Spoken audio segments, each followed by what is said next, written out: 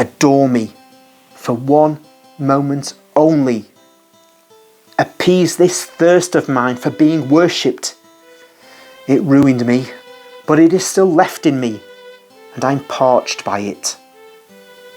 The flames of hell are like a fresh morning breeze as compared to this fierce ardour burning inside me. It is my hell, this thirst. One moment only, Christ.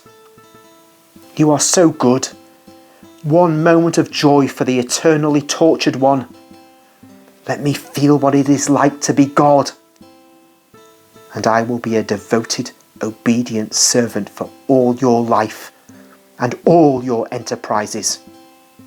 One instant only, and I will no longer torture you.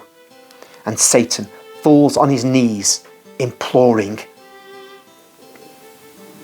Jesus instead stands up. He has lost weight because of the long days of fast, and he now looks taller. His face is terribly severe and potent. His eyes are two burning sapphires.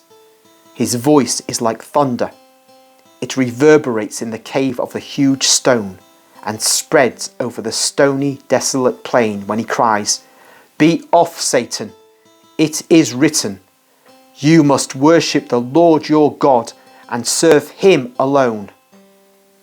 Satan, with a cry of fearful torture and indescribable hatred, springs to his feet, a dreadful sight in his furious, smoky figure, and he disappears with a last cursing yell.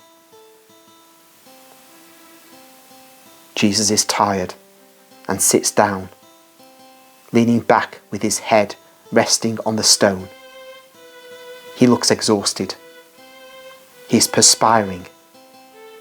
But angels come to blow gently with their wings in the closeness of the cave, thus purifying and refreshing the air. Jesus opens his eyes and smiles. I do not see him eat. I would say that he is nourished by the aroma of paradise and is reinvigorated by it.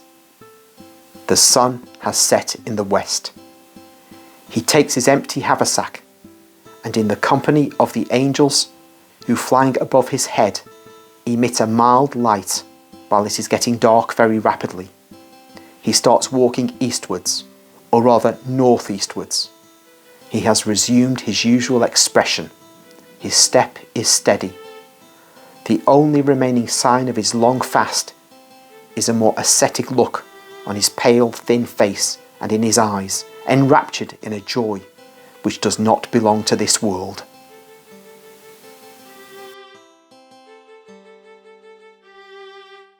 St. Luke's Gospel in chapter 4 tells us that the devil actually did take Jesus up to a high mountain and showed him all the kingdoms of the world.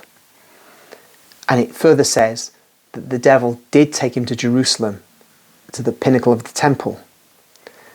But in Maria Valtorta's vision, the devil suggests these things.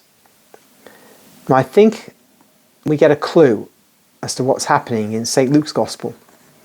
Because when it says he took Jesus to a high mountain and showed him all the kingdoms of the world in a moment of time, that couldn't happen in a physical sense.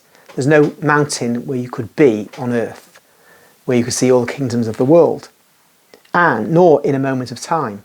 The devil can show this, though, in a kind of as a kind of mirage, which he can impose upon the imagination of a person.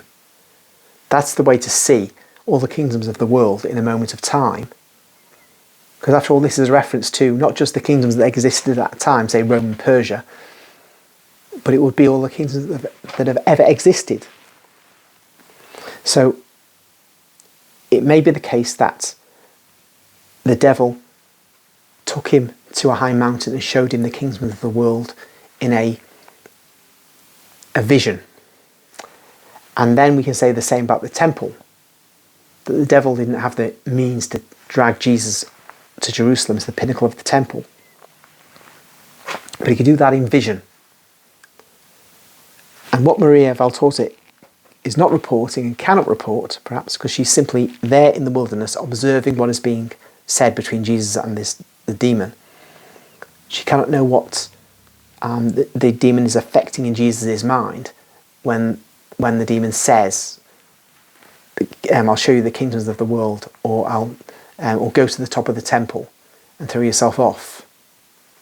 And that's how it seems to me the Gospels and the vision that Maria Valtorta had reconcile.